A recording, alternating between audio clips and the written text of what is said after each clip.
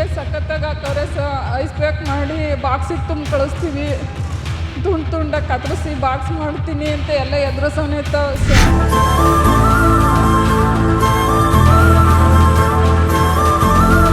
ಎಲ್ಲ ಊದ್ಬಿಟ್ಟಿತ್ತು ಮಕ್ಕ ಎಲ್ಲ ಒಳಗೆ ಬರ್ತಿದ್ದಂಗೆ ನೋಡಿದ ಮಕ್ಕ ಎಲ್ಲ ಊದ್ಬಿಟ್ಟಿತ್ತು.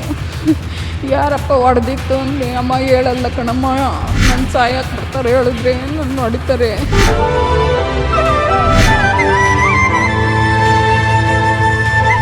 ಸಾಯಾಕ್ತಾರೆ ಕಣಮ್ಮ, ನಾನು ಹೇಳಲ್ಲ ಕಣಮ್ಮ ಅಂದ. ಹೇಳಪ್ಪ ಅಂತ ಎಷ್ಟು ಹಿಂಸೆ ಮಾಡಿರೂ ಹೇಳಿಲ್ಲ.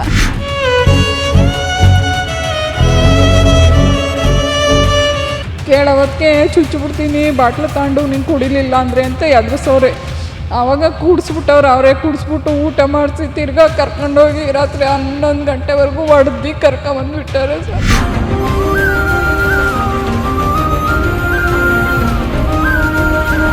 ಆ ಹುಡುಗಿ ಇನ್ನೊಬ್ಬನ ಜೊತೆ ಹೋಗೋ ಮೆಸೇಜಲ್ಲಿ ಇನ್ನೊಬ್ಬನ ಲವ್ ಮಾಡಿರೋದು, ಮೊಬೈಲ್ ಕೊಡಿಸಿರೋದು ಎಲ್ಲ ಇನ್ನೊಬ್ಬ. ನಾವು ಕೂಲಿ ಮಾಡಿದ್ರು ಉಂಟು, ಇಲ್ದಿದ್ರಿಲ್ಲ ಸರ್, ನಾವು ಕೂಲಿ ಮಾಡ್ಕೊಂಡು ತಿನ್ನೋರು. ನಾವು ಯಾವ ಮೊಬೈಲ್ ಕೊಡ್ಸೋಕೆ ಹೋಗೋಣ. ಜಾತ್ರೆಯಲ್ಲಿ ಹರಳಿದ ಪ್ರೀತಿಗೆ ಯುವಕನ ಮೂಳೆ ಮುರಿತ.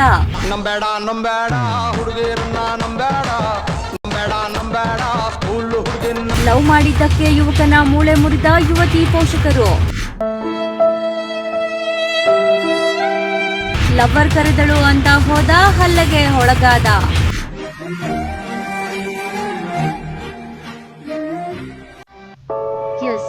ಅವನ ಖುಷಿಗೆ ಪಾರವೇ ಇರಲಿಲ್ಲ.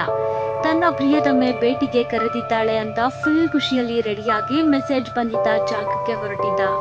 ಆದ್ರೆ ಅಲ್ಲಿ ಹೋಗಿ ನೋಡಿದಾಗ ಅವನಿಗೆ ದೊಡ್ಡ ಶಾಕ್ ಆದಿತ್ತು. ಯಾಕಂದ್ರೆ ಅಲ್ಲಿ ಅವನ ಪ್ರಿಯತಮೆ ಇರಲಿಲ್ಲ, ಬದಲಿಗೆ ಕಾಣಿಸಿಕೊಂಡಿದ್ದು ಆಕೆಯ ಮನೆಯವರು. ಒಂದು ಕ್ಷಣ ಅವನಿಗೆ ಏನ್ ಮಾಡ್ಬೇಕು ಅನ್ನೋದೇ ಅರ್ಥವಾಗಲಿಲ್ಲ. ಪ್ರೀತಿಯ ವಿಚಾರ ಮನೆಯವರಿಗೆ ಗೊತ್ತಾಗಿದೆ ಅನ್ನೋ ಆತಂಕ ಶುರುವಾಗುವಷ್ಟರಲ್ಲಿಯೇ ಯುವತಿಯ ಕಡೆಯವರು ಆತನನ್ನ ತೋಟದ ಮನೆಗೆ ಕರೆದೊಯ್ದು ಮನಬಂದಂತೆ ಥಳಿಸಿದ್ದಾರೆ ಎನ್ನುವ ಆರೋಪದ ಘಟನೆ ಇದು.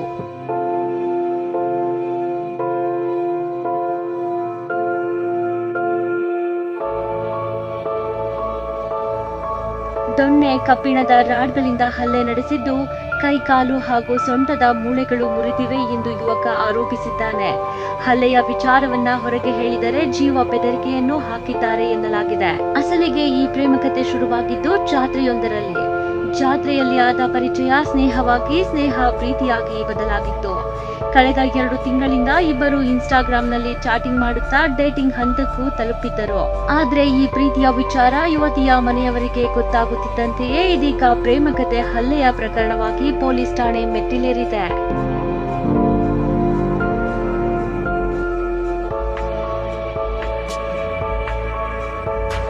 ಹೌದು, 2 ತಿಂಗಳ ಪ್ರೀತಿಗೆ ಯುವಕನಿಗೆ ಸಖತ್ ಗೂಸ ಬಿದ್ದ ಘಟನೆ ತುಮಕೂರು ಜಿಲ್ಲೆ ಕುಪ್ಪಿ ತಾಲೂಕಿನಲ್ಲಿ ಬೆಳಕಿಗೆ ಬಂದಿದೆ. ಯುವತಿಯೊಂದಿಗೆ ಇನ್ಸ್ಟಾಗ್ರಾಂನಲ್ಲಿ ಚಾಟಿಂಗ್ ಮಾಡುತ್ತಿದ್ದ ಯುವಕನನ್ನ ಭೇಟಿಯ ನೆಪದಲ್ಲಿ ಕರೆಸಿಕೊಂಡ ಯುವತಿ ಕಡೆಯವರು ಅಮಾನವೀಯವಾಗಿ ಹಲ್ಲೆ ನಡೆಸಿದ್ದಾರೆ ಎನ್ನುವ ಆರೋಪ ಕೇಳಿ ಬಂದಿದೆ. ಕ್ಯಾಶುಯಲ್ ಆಗಿದ್ವಿ ಹುಡುಗಿ ಜೊತೆ. ಅವರ ಅಪ್ಪ, ಅವ್ರ ಮಾಮದಿರು, ಆಮೇಲೆ ಇನ್ನೊಬ್ಬರು ಅವ್ರ ಜೊತೆಗೆ ಒಬ್ಬರು ಇದ್ದರು. ಅವ್ರು 4 ಜನ ಹುಡುಗಿ ಅಕೌಂಟಲ್ಲಿ ಮೆಸೇಜ್ ಮಾಡಿ ಕರೆಸ್ಕೊಂಡು ಆ ಕುಣಿಗಲ್ಗೆ ಹೊಡೆದಾದ್ಮೇಲೆ ಬಿಡ್ರಣ ತಪ್ಪಾಯಿತು ಅಂತ ನಾನೆಲ್ಲ ಹೇಳ್ದೆ. ಆಮೇಲೆ ತಿರ್ಗಕ್ಕೆ ಅದ್ಯಾವುದೋ ತೋಟದ ಮನೆ ಎಲ್ಲೆಲ್ಲಿ ಸಿಗುತ್ತೋ, ಎಲ್ಲೆಲ್ಲಿ ಖಾಲಿ ರೋಡು ಎಲ್ಲ ಸಿಗುತ್ತೋ ಅಣ್ಣ, ಅಲ್ಲೆಲ್ಲ ಹೊಡೆದ್ಬಿಟ್ರಣ. ಆಮೇಲೆ ಲಾಸ್ಟಿಗೆ ಮಾದಿರು ನನ್ನ ಮಕ್ಕಳು ಮಾದಿರ ಜೊತೆಗಿದ್ದೀರ, ನಮ್ಮ ಇದಕ್ಕೆ ಬರ್ತೀರಾ, ಚರಂಡಿ ಬಚ್ಚಕ್ಕೆ ಅಷ್ಟೇ ನೀವು ಲಾಯಕ್ಕು ಅಂತ ಹೇಳ್ಬಿಟ್ಟು ಎಣ್ಣೆ ಕುಡ್ಸೋಕೆ ಬಂದರು. ಎಣ್ಣೆ ಕುಡಿಯಲ್ಲ ಅಣ್ಣ ನಾನು ಅಂದೆ. ಇಲ್ಲ ನೀನು ಕುಡಿಬೇಕಿಲ್ಲ ಅಂದರೆ ಬಾಟ್ಲು ತಂದು ಚುತ್ತೀನಿ ಅಂದರು. 2 ಲೋಟ ಎಣ್ಣೆ ಕುಡ್ಸಿದ್ರು ಅಣ್ಣ, ನಂಗೆ ವಾಮಿಟ್ ಬರ್ತೈತೆ ಅಣ್ಣ, ಕುಡಿಯೋಕ್ಕಾಗ್ತಿಲ್ಲ ನನಗೆ ಅಂದೆ. ಊಟ ತರಿಸ್ಕೊಟ್ಟು ತಿರ್ಗಾ ಹೊಡೆದ್ಬಿಟ್ಟು ಲಾಸ್ಟಿಗೆ ಬರ್ಬೇಕಾದ್ರೆ ಹೋಗು ನಿಮ್ಮ ಕೈಲಾರ ಹೇಳಿದ್ರೆ ಮಾದಿಗೆ ನನ್ನ ಮಗನೇ ಸಾಯಾಕ್ಬಿಡ್ತೀನಿ ನಿಮ್ಮನ್ನು ಅಂತ ಹೇಳ್ಬಿಟ್ಟು ಕಳಿಸೋರಣ್ಣ. ಎಲ್ಲೆಲ್ಲಿ ಅದು ಹೊಡೆದಿದ್ದವರು ಯಂತ್ರದಲ್ಲಿ ಹೊಡೆದ್ರು ಅಣ್ಣ? ದೊಣ್ಣೆ, ರಾಡು, ಕೈಗೆ ಏನೇನು ಸಿಗ್ತೈತೆ ಎಲ್ಲದರಲ್ಲೂ ಹೊಡೆದ್ಬಿಟ್ಟವ್ರಣ್ಣ. ಅವ್ರಿಗೆ ಹೆಂಗೆ ಗೊತ್ತಾಯಿತು ಈ ಥರದ್ದೆಲ್ಲ ಮ್ಯಾಟರ್? ಈಗ ಹುಡುಗಿ ಮೆಸೇಜ್ ಮಾಡ್ತಿದ್ರು ಅನ್ನೋದೆಲ್ಲ ಹೆಂಗೆ ಗೊತ್ತಾಯಿತು ಅಣ್ಣ? ಅದು ಗೊತ್ತಿಲ್ಲ. ಒಟ್ಟಿನಲ್ಲೇ ಕರೆಸ್ಕೊಂಡು ಆ ಲೊಕೇಶನ್ ಇದಕ್ಕೆ ಕರೆಸ್ಕೊಂಡು ಚೆನ್ನಾಗಿ ಹೊಡೆದ್ಬಿಟ್ರಣ್ಣ. ಏನಂತ ಕರೆಸ್ಕೊಂಡ್ರು? ಮಾತಾಡಬೇಕು ಬಾ ಇಲ್ಲಿ ಅಂತ ಹುಡುಗಿ ಅಕೌಂಟಲ್ಲಿ ಮೆಸೇಜ್ ಮಾಡಿರೋದು. ಮಾತಾಡಬೇಕು, ಏನೋ ಮಾತಾಡಬೇಕು ಬಾ ಅಂತ ಕರೆಸ್ಕೊಂಡು ಹಿಂಗೆ ಮಾಡೋರಣ್ಣ. ನೀವು ಫ್ರೆಂಡ್ಸ್ ಆಗಿದ್ರೆ ಲವರ್ಸ್ ಆ ಥರದ್ದು ಏನಾದರೂ ಇತ್ತ ನಿಮ್ಮ ಬಗ್ಗೆ? ಅಣ್ಣ ಏನಿಲ್ಲ, ಆ ಥರ ಏನಿಲ್ಲ. ಸ್ನೇಹಿತರು ಮಾತ್ರ ಇಬ್ಬರು? ಸ್ನೇಹಿತರ ಥರನೇ ಇದ್ವಿ. ಅವ್ರ ಮನೇಲಿ ತಪ್ಪು ತಿಳ್ಕೊಂಡವ್ರಣ್ಣ. ಒಟ್ಟಾಗಿ ಈ ಥರ ಮ್ಯಾರೇಜು ಆ ಥರದ್ದೇನು? ಅಣ್ಣ ಏನಿಲ್ಲ. ಫ್ರೆಂಡ್ಸು ಸ್ನೇಹಿತರ ಥರ ಇದ್ರೆ ಅಷ್ಟೇ. ಹಾಂ, ಅದನ್ನು ತಪ್ಪು ತಿಳ್ಕೊಂಡು ನಿಮ್ಗೆ ಹ್ಞೂ. ಗೊತ್ತಿದ್ದಾರೆ. ಅದು ಬೇರೆ ಊರು ಮಾಡಿರೋದನ್ನ, ಬೇರೆ ಹುಡುಗ ಮಾಡಿರೋದನ್ನ ನೀನೇ ಫೋನ್ ಕೊಡಿಸಿರೋದು, ನೀನೇ ಇದು ಮಾಡಿರೋದು, ನೀನೇ 5-6 ಸತಿ ಕುಣಿಗಲ್ಲಿಗೆ ಬಂದಿದ್ಯಾ ಅಂತ ನಾನು ನೆನ್ನೆ ಕರ್ಸ್ಕೊಂಡಾಗಲೇ ನಾನು ಕುಣಿಗಲ್ಗೆ ಹೋಗಿರೋದು, ನಾನು ನೋಡಿರೋದು ಕುಣಿಗಲ್ನ. ಅವಾಗ ಹಿಡ್ಕೊಂಡು ಚೆನ್ನಾಗಿ. ತುಮಕೂರು ಜಿಲ್ಲೆಯ ಗುಬ್ಬಿ ಪಟ್ಟಣದ ಹೊಸ ಕಾಲೋನಿ ನಿವಾಸಿ 20 ವರ್ಷದ ಮೋಹಿತ್ ಗುಬ್ಬಿ ಪಟ್ಟಣ ಪಂಚಾಯಿತಿಯಲ್ಲಿ ಪೌರ ಕಾರ್ಮಿಕನಾಗಿ ಕೆಲಸ ಮಾಡುತ್ತಿದ್ದಾನೆ. 2 ತಿಂಗಳ ಹಿಂದೆ ಜಾತ್ರೆಯೊಂದರಲ್ಲಿ ಕುಣಿಗಲ್ ಮೂಲದ ಯುವತಿಯ ಪರಿಚಯವಾಗಿತ್ತು. ಬಳಿಕ ಇಬ್ಬರ ನಡುವೆ ಸ್ನೇಹ ಬೆಳೆದು ಇನ್ಸ್ಟಾಗ್ರಾಂ ಮೂಲಕ ನಿರಂತರ ಸಂಪರ್ಕದಲ್ಲಿದ್ದರು ಎನ್ನಲಾಗಿದೆ. ಈ ವಿಚಾರ ಯುವತಿಯ ಪೋಷಕರಿಗೆ ತಿಳಿದ ಬಳಿಕ ಯುವತಿಯ ಮೊಬೈಲ್ನಿಂದಲೇ ಮೋಹಿತ್ಗೆ ಸಂದೇಶ ಕಳುಹಿಸಿ ಕುಣಿಗಲ್ಗೆ ಬರುವಂತೆ ಕರೆಸಿಕೊಂಡಿದ್ದಾರೆ ಎಂದು ಆರೋಪಿಸಲಾಗಿದೆ. ಪ್ರಿಯತಮೆಯೇ ಸಂದೇಶ ಕಳುಹಿಸಿದ್ದಾಳೆ ಎಂದು ನಂಬಿದ ಮೋಹಿತ್ ಗುಬ್ಬಿಯಿಂದ ಕುಣಿಗಲ್ಗೆ ತೆರಳಿದ್ದಾನೆ. ಕುಣಿಗಲ್ಗೆ ತಲುಪಿದ ಮೋಹಿತ್ನನ್ನ ತೋಟದ ಮನೆಗೆ ಕರೆದುಕೊಂಡು ಹೋಗಿ ದೊಣ್ಣೆ ಹಾಗೂ ಕಬ್ಬಿಣದ ರಾಡ್ಗಳಿಂದ ಮನಬಂದಂತೆ ಹಲ್ಲೆ ನಡೆಸಲಾಗಿದೆ ಎನ್ನಲಾಗಿದೆ.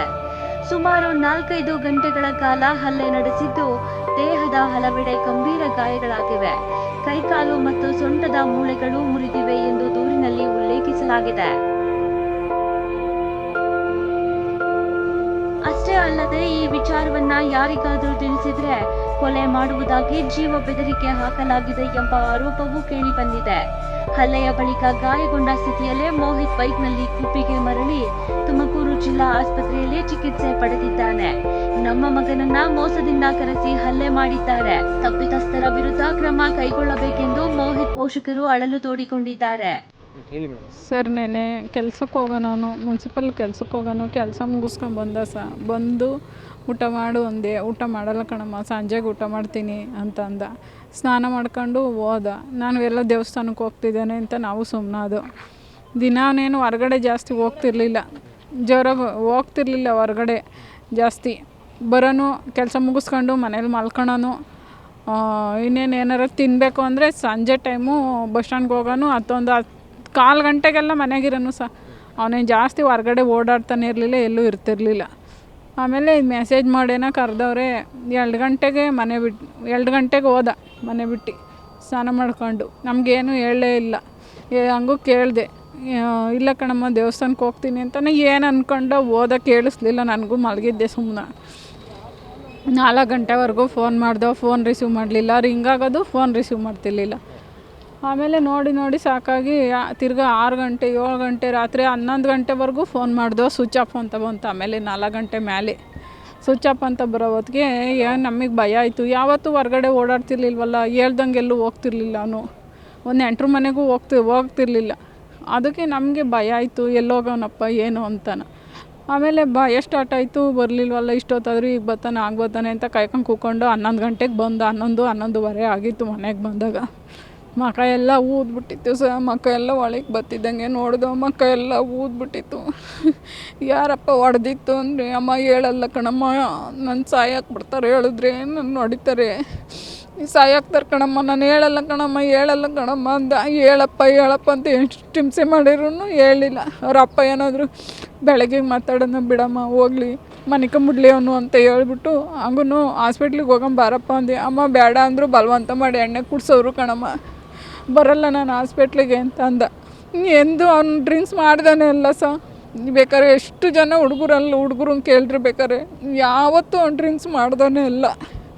ಕೇಳೋವತ್ತಿಗೆ ಚುಚ್ಚಿಬಿಡ್ತೀನಿ, ಬಾಟ್ಲು ತಗೊಂಡು ನೀನು ಕುಡಿಲಿಲ್ಲ ಅಂದರೆ ಅಂತ ಎದುರಿಸೋರೆ.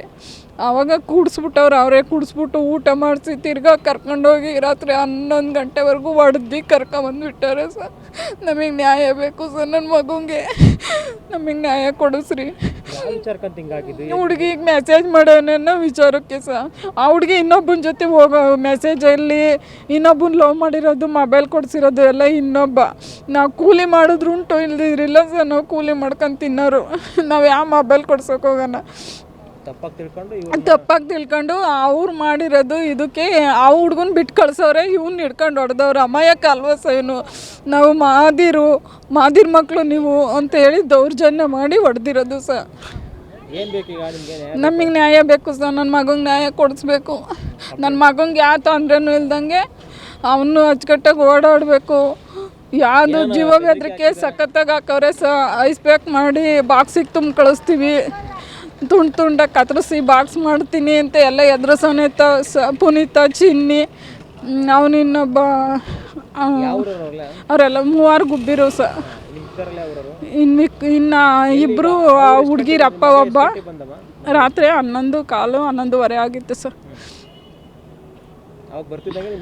ನಮಗೆ ಮಕ ಊದ್ಕೊಂಡಿತ್ತು. ಕೈ ಫುಲ್ಲು ಶರ್ಟೆಲ್ಲ ಗುಂಡಿ ಎಲ್ಲ ಕಿತ್ತಾಕವ್ರೆ, ಫುಲ್ಲು ಹೊಡೆದವ್ರೆ. ಮಾಮೂಲಿ ಪ್ಯಾಂಟ್ ಹಾಕ್ಸವ್ರೆ. 500 ರೂಪಾಯಿ ಜಾಬಿಗೆ ಇಕ್ಕವ್ರೆ. 500 ರೂಪಾಯಿ ಜಾಬಿಗೆ ಇಕ್ಕಿ ಯಾರಿಗೂ ಹೇಳ್ಬೇಡ್ದು ಹೋಗ್ಬೇಕು ನೀನು ಅಂತ ಹೇಳಿ ಕಳ್ಸವ್ರೆ ಸರ್. ಬಂದ ಯಾಕಪ್ಪ ಮಕ ಎಲ್ಲ ಊದ್ಕೊಂಡೈತಿ ಏನು ಅಂತ ಕೇಳೋ ಹೊತ್ತಿಗೆ ಸುಮ್ಮನೆ ಅಳ್ತಿದ್ದ. ಸುಮ್ಮನೆ ಹೋಗಿ ಮಲ್ಕೊಂಡ. ಆಮೇಲೆ ನಾವು ಏನಾಯ್ತಪ್ಪ ಮಕ್ಕಳೆಲ್ಲ ಹಿಂಗಾಗೈತೆ, ಏನಪ್ಪ ಎಲ್ಲ ಗಾಡೀಲೇನೋ ಬಿದ್ದುಬಿಟ್ಟವನೇ ಅಂತ ತಿಳ್ಕೊಂಡ್ವು ಸರ್. ಆಮೇಲೆ ಗಾಡೀಲಿ ಬಿದ್ದರೂ ಕೈಯು ಕಾಲು ಗೇಟಾಗುತ್ತೆ, ಮಕ ಎಲ್ಲೂ ಇದಾಗಲ್ವಲ್ಲ ಅಂತೇಳಿ ಯಾಕಪ್ಪ ಮಕ ಹಿಂಗೆ ಊದ್ಕೊಂಡೈತೆ ಏನು ಅಂತ ಕೇಳೋ ಹೊತ್ತಿಗೆ ಅಮ್ಮ ಹೊಡೆದ್ಬಿಟ್ರು ಕಣಮ್ಮ ಎಲ್ಲರೂ ಸೇರ್ಕೊಂಡು ಅಂತ ಹೇಳ್ದೆ ಸರ್. ಈಗ ಕಂಪ್ಲೇಂಟ್ ಕೊಟ್ಟಿದ್ದೀವಿ ಸರ್. ಇತ್ತ ದಲಿತ ಮುಖಂಡರು ಸಹ ಯುವಕನ ಹಲ್ಲೆಯನ್ನ ಖಂಡಿಸಿದ್ದಾರೆ. ಜಾತಿ ನೋಡಿ ಯಾರ ನಡುವೆಯೂ ಪ್ರೀತಿಯಾಗಲ್ಲ. ಹುಡುಗ ಕೆಳಜಾತಿ, ಹುಡುಗಿ ಮೇಲ್ಜಾತಿ ಎನ್ನುವ ಕಾರಣಕ್ಕೆ ಹುಡುಗಿಯ ಮನೆ ಕಡೆಯವರು ಹುಡುಗನನ್ನ ಕರೆಸಿ ಹಲ್ಲೆ ಮಾಡಿದ್ದಾರೆ. ಇದು ಖಂಡನೀಯ. ಹಲ್ಲೆ ಮಾಡಿದವರಿಗೆ ಶಿಕ್ಷೆಯಾಗಬೇಕು. ಇಂತಹ ಪ್ರಕರಣಗಳು ನಡೆಯಬಾರದು ಎಂದು ಆಗ್ರಹಿಸಿದ್ದಾರೆ.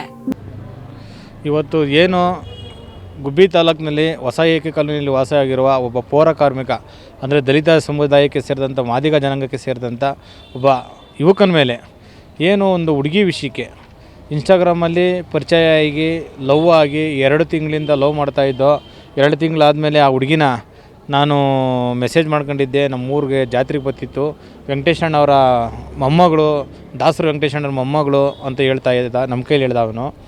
ಹಂಗಾಗಿ ಏನಪ್ಪ ಆಯಿತು, ಏನು ಇದು ಘಟನೆ ನಡೀತಿತ್ತು ಅಂದಿದ್ದಕ್ಕೆ, ಅಣ್ಣ ನಾನು ಹುಡುಗಿನ ಲೈವಲ್ಲಿ ಎಲ್ಲೂ ನೋಡಿಲ್ಲ, ಜಾತ್ರೆ ಬಂದಾಗ ಒಂದು ಸರಿ ನೋಡಿದ್ದೆ, ಇನ್ಸ್ಟಾಗ್ರಾಮಲ್ಲಿ ಮಾತಾಡ್ತಿದ್ದ, ಮೆಸೇಜ್ಗಳು ಮಾಡ್ತಾಯಿದ್ದ, ಅಷ್ಟು ಬಿಟ್ಟರೆ ಬೇರೆ ಇನ್ನೇನಿಲ್ಲ. ನಾನು ನಿನ್ನ ಮೀಟ್ ಮಾಡಬೇಕು ಬಾ ಅಂತ ಹೇಳ್ಬಿಟ್ಟು ಹುಡುಗಿ ID ಒಳಗೇ ಒಂದು ಬೆಳಗ್ಗಿಂದ ಮೆಸೇಜ್ ಮಾಡ್ತಾನೆ ಇದ್ರು. ನಿನ್ನೆ ದಿವಸ ನಾನು ಹೋಗಲಿಲ್ಲ, ನಾನು ಕೆಲಸದಲ್ಲಿದ್ದೆ.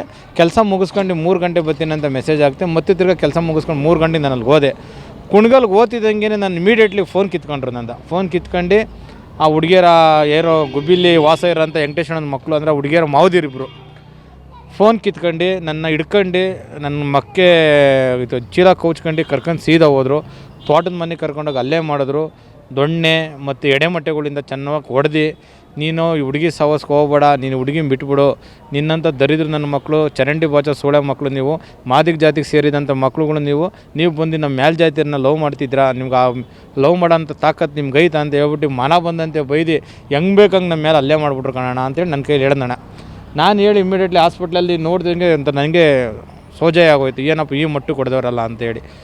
ಒಂದು ಲವ್ವು, ಒಂದು ಪ್ರೀತಿ ಅನ್ನೋದು ಜಾತಿ ಬರಲ್ಲ.